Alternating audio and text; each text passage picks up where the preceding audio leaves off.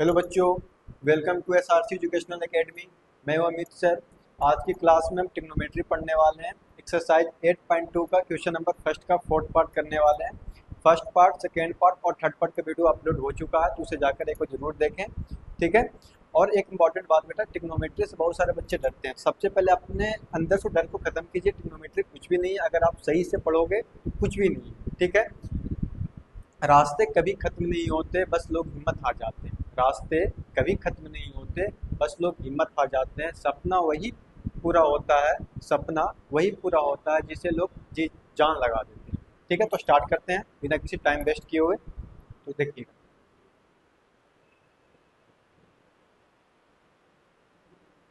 First part बेटा की video already upload किया हुआ है, सेकेंड का भी बेटा एक वीडियो अपलोड किया हुआ है और थर्ड पार्ट का भी किया हुआ। अब हम चलते हैं फोर्थ पार्ट की तरफ, ठीक है।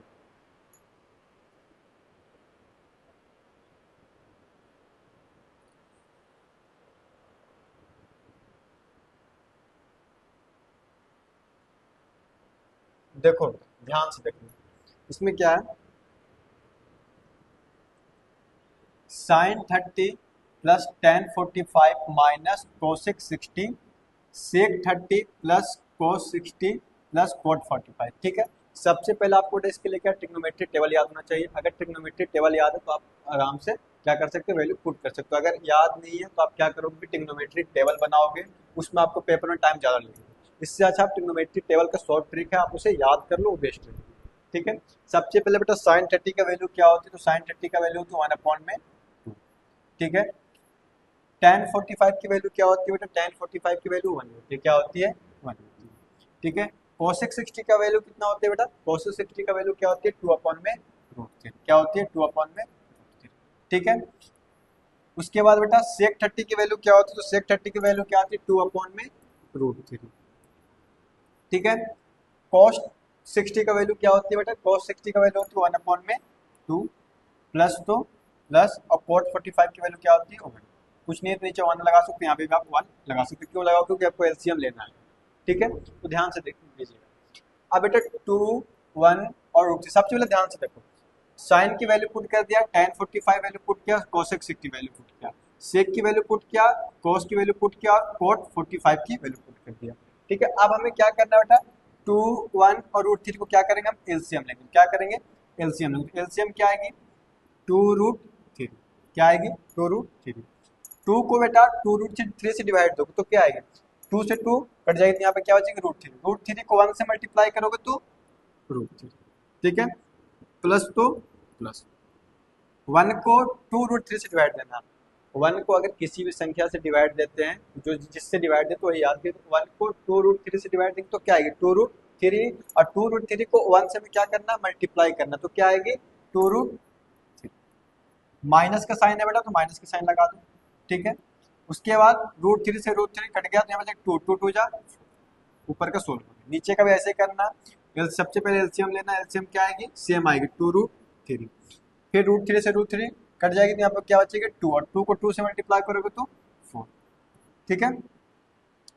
2 से 2 कटेगा, यहाँ पे क्या बचेगा, √3 को 1 से मल्टीप्लाई करोगे तो √3 प्लस, तो प्लस। अब देखो यहाँ पे 1 को इससे डिवाइड तो वही सेम आएगा, आपको बताया है, ठीक है। अब क्या कर सकते हो, 2√3 से 2√3 को क्या कर दो, कट कर दो। अब मुझे बताओ 2√3, अब √3 को ऐड करेंगे तो क्या आएगी, तो अगर यहाँ पे कुछ नहीं तो आप 1 मानोगे, तो 1 और 2 क्या हो जाएगी, 3। यहाँ पे देख लो, 3√3, ठीक है। -4 तो -4, ठीक है। 2√3 फिर √3 क्या आ जाएगी, 3√3, ठीक है। अब प्लस का 4। अब बेटा क्या कर सकते हो आप, तो आपको पास कोई ऑप्शन नहीं, आपके पास एक ही ऑप्शन है, रेशनलाइज कर सकते हो। क्या कर सकते हैं, रेशनलाइज करना आपको। तो रेशनलाइज तो करने आपको आती होगी अच्छे से। 3√3 -4, 3√3 -4। अब ऊपर देखो, अगर बेटा ऐसे लिखा हुआ हो कहीं पे भी 2 × 2, तो आप इसको क्या ऐसे लिख सकते हो, 2 का स्क्वायर, हो सकती है ना, ठीक है। यहाँ पे देखो तो 3√3 -4, 3√3 -4 दोनों सेम ही है, दोनों माइनस का है, तो क्या आप इसको ऐसे लिख सकते हो, 3√3 -4 का स्क्वायर। अब आपको पता है ना, जब भी रेशनलाइज करते हो आप, तो नीचे में कौन सी आइडेंटिटी बैठती है, ए स्क्वायर माइनस बी स्क्वायर। कौन सी आइडेंटिटी बैठती है, ए स्क्वायर माइनस बी स्क्वायर। तो उसका फॉर्मूला क्या होती है, ए प्लस बी इंटू ए माइनस बी, ठीक है। तो नीचे में क्या हो जाएगा बेटा, इट मीन्स √3 का स्क्वायर माइनस 4 का स्क्वायर। बेटा यहाँ पे कौन सा आइडेंटिटी है, तो ए माइनस बी का होल स्क्वायर की यहाँ पे आइडेंटिटी बैठी हुई है, ठीक है। देखो यहाँ पे, तो यहाँ पे आइडेंटिटी बैठी हो A square plus B square minus 2 into A into नीचे क्या है, 3 3 9 और स्क्वायर से रूट करके क्या हो गया 3, माइनस तो माइनस 4 4 जा 60, ठीक है। अब देखो यहाँ पे,